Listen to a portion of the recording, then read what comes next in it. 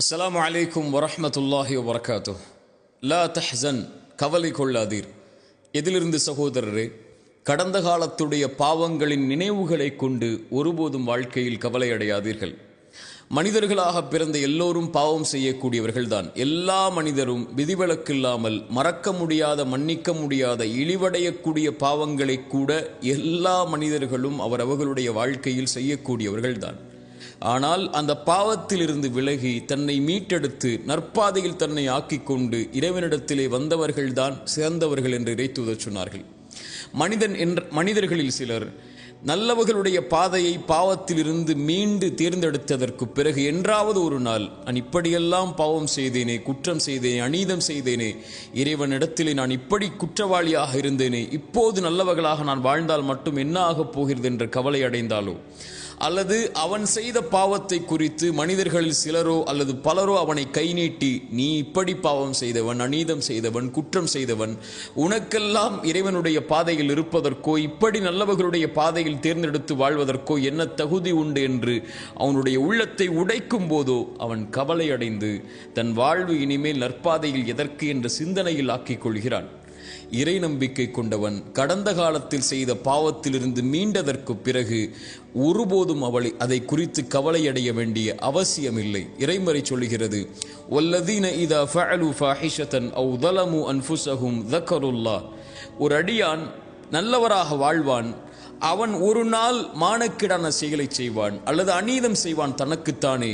அப்படி ஒரு கால் பாவம் செய்தாலும் கூட அவன் இறைவனை நினைவு கூறுவான். அந்த பாவத்திற்கு பிறகு தன்னை மீட்டெடுத்து நல்ல பாதையில் அமைத்துக் கொள்ள வேண்டும் என்ற அந்த பாவத்திலிருந்து படிப்பினை பெற்று வாழ ஆரம்பிப்பான். அவனுடைய பாவத்தை இறைவனை தவிர யார் மன்னிக்க முடியும் என்று இறைமறை கேட்கிறது. மேலும் சொல்லுகிறது, அவன் யார் தெரியுமா? வலம் யுசிர்ரு அலா மா ஃபஅலு வஹும் யஅலமூன். பாவத்திலிருந்து ஒருவன் மீள்கிறான் என்றால் அவன் முதலிலே மனதிலே உறுதி கொள்வான், அந்த பாவம் என்று, இனிமேல் அந்த பாவத்தின் பக்கம் நெருங்க மாட்டேன் என்று. ஒருபோதும் அறிந்த நிலையில் அதே பாவத்தை மீண்டும் அவன் தொடர மாட்டான். இப்படி நற்பாதையில் இருக்கக்கூடிய எவரும் கடந்த கால பாவத்தை குறித்து கவலையடைய வேண்டிய அவசியமில்லை. ஏனென்றால் அவர் செய்த பாவமே அவருடைய வாழ்வில் இல்லை முன்னால். இறைமுறை சொல்லுகிறது, இல்லாமன் தாப வ ஆமன வ அமில அமலன் சாலிஹன். யார் இறைவனிடத்திலே பாவ மன்னிப்பை கேட்டு இறைவனை நம்பிக்கை கொண்டு நல்ல பாதையில் தன்னை ஆக்கிக் கொண்டு நல்ல செயல்பாடுகளை செய்ய ஆரம்பித்து விட்டாரோ, ஃபஉலாயிக யுபத்திலுல்லாஹு ஸய்யிஆத்திஹிம் ஹஸனாத். அவன் செய்த பாவங்கள் அனைத்தையும் இறைவன் நன்மைகளாக மாற்றிவிட்டான். அவ்வளவுதான். அவன் செய்த பாவங்களுடைய சுவடே அவன் வாழ்வில் கிடையாது. பாவ மன்னிப்பை கேட்டு, இறைவா என் பாவத்தை மன்னித்து விடு, இப்படி அநீதம் செய்திருக்கிறேன், இப்படி குற்றம் செய்திருக்கிறேன், இழிவடையக்கூடிய பாவங்களை கூட சுமந்திருக்கிறேன், யா அல்லாஹ் நான் மனிதன், பலகீனமானவன், என்னை மன்னித்து உன் இறைவனிடத்திலே வந்தால் இறைவன் முதலிலே அவனை அழைத்து அரவணைத்துக் கொண்டு அந்த பாவத்தை முதலிலே மறைக்கிறான். அதற்கு பிறகு இறைவன் மன்னிக்கிறான். அதற்கு பிறகு இறைவன் அந்த பாவத்தை அவனுடைய வாழ்வில் இருந்து நீக்குகிறான்.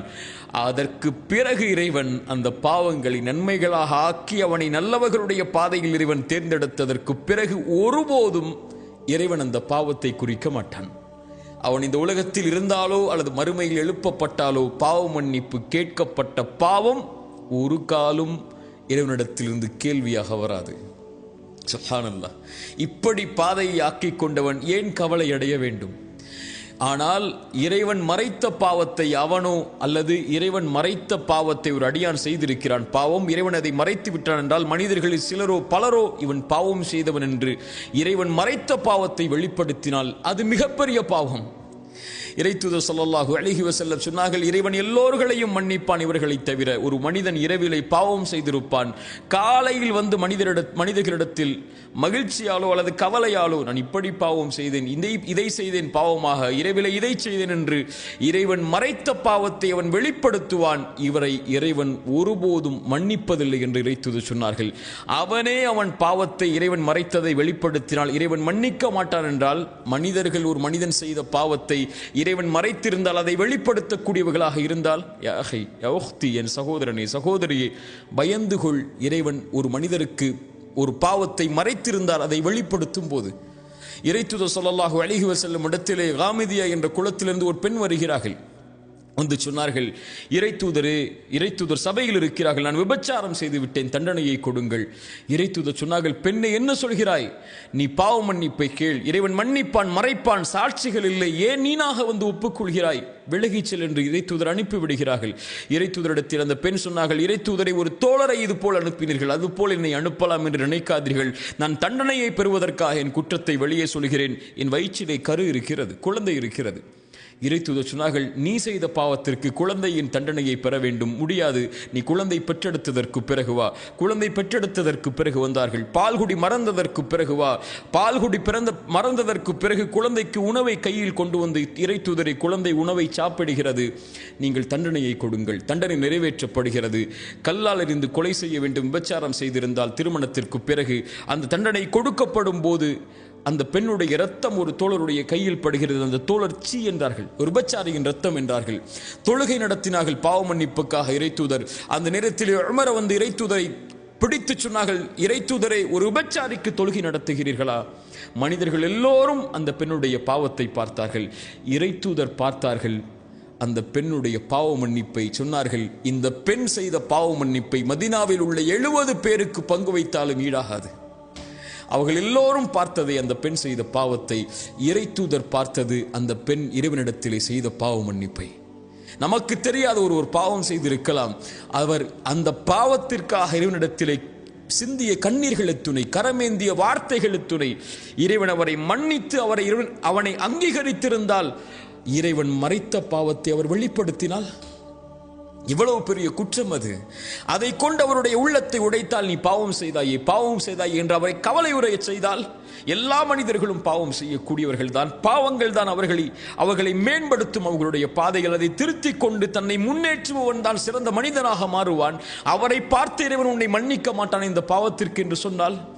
இறைத்தூதர் ஸல்லல்லாஹு அலைஹி வஸல்லம் சொன்னார்கள், 2 மனிதர்கள் உண்டு, அதில் ஒருவர் நல்லவராக இருந்தார், ஒருவர் பாவியாக இருந்தார்.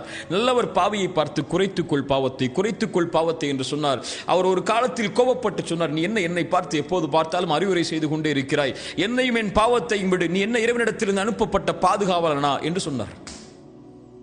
அந்த நல்லவர் கோபப்பட்டு, நான் உனக்கு அறிவுரை சொல்கிறேன், என்னை பார்த்தே நீ எதிர்த்து பேசுகிறாய், இறைவன் உன்னை மன்னிக்கவே மாட்டான் என்று சொல்லிவிடுகிறார்.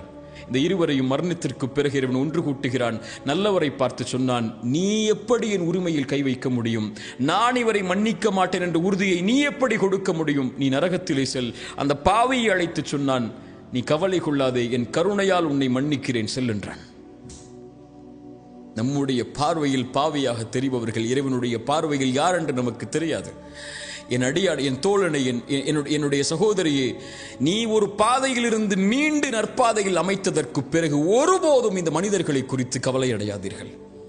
இறைவன் உன்னை பார்க்கக்கூடிய பார்வை சுத்தமான பார்வையாக மாறியதற்கு பிறகு உலகமே உன்னை தவறான பார்வையில் பார்த்தாலும் அதை குறித்து கவலை அடையாமல் நல்ல பாதையில் உங்களுடைய சிந்தனைகளை வைத்துக்கொண்டு, தவறிலிருந்து பெற்ற பாடத்தை பெற்றுக்கொண்டு, சிறந்த மனிதர்களுடைய பாதையில் உங்களை ஆக்கிக்கொண்டு, உங்களுடைய மரணம் வரை அதில் தொடர்ச்சியாக இருந்து கொண்டே இருங்கள். ஒருபோதும் கடந்த காலத்துடைய பாவங்கள் உங்களை கவலையடைய செய்ய வேண்டாம், அதற்கு அவசியமில்லை. வாழப்போகின்ற வாழ்க்கை கொஞ்ச காலம். இந்த உலகத்தில் நீங்கள் மரணித்ததற்கு பிறகு இந்த மனிதர்கள் மறந்து விடுவார்கள். 100 ஆண்டுகளுக்கு பிறகு நீங்கள் வாழ்ந்த அடையாளமே இருக்காது. 200 ஆண்டுகளுக்கு பிறகு நீங்கள் வாழ்ந்த சரித்திரமே இருக்காது. இப்படி உலகமே உங்களை விடும் போது நீங்கள் ஏன் கடந்த கால பாவத்தை நினைத்து எதிர்காலத்தை அழித்துக் கொண்டிருக்கிறீர்கள்? அப்படி மனிதர்கள் உங்களுடைய பாவத்தை நினைவு கூர்ந்து கொண்டே இருந்தால், அவர்களுடைய வார்த்தை உங்களை கவலை அடைய செய்ய வேண்டாம். இறைவன் அறிந்தவன் மறைப்பதையும் வெளிப்படுத்துவதையும். மனிதர்களுடைய வார்த்தையால் இறைத்தூதரை உங்களுடைய உள்ளம் நெருக்கமாக இருப்பதை நான் அறிகிறேன். என்னிடத்திலே வந்து விடுங்கள். சிறந்தாழ்த்தி விடுங்கள் எனக்கு முன்னால். இறைவா, நான் பாவம் செய்தேன் தான், நான் அதிலிருந்து வெளியே வந்து விட்டேன், நல்லவராக மாற முயற்சி செய்கிறேன், அந்த பாதையில் இருக்கிறேன். ஆனால் மனிதர்கள் என்னை குறை பேசுகிறார்கள், என் பாவம் என்னை உறுத்துகிறதே அல்லாஹ், என் உள்ளத்தை திடப்படுத்து, உறுதிப்படுத்து என்று இறைவனிடத்திலே சரணடையுங்கள். இறைவன் உங்களுடைய கவலைகளை நீக்குவான். உங்களுக்கு எதிராக வரக்கூடிய வார்த்தைகளை இறைவன் ஒன்றுமில்லாமல் ஆக்குவான். லா தஹ்சன், கவலை அடையாதீர்கள் ஒருபோதும் கடந்த கால பாவத்தை நினைத்து. 3 பேர் இறைத்தூதருடைய காலத்தில் போரிலிருந்து பின்தங்கினார்கள் உலக காரணங்களால்.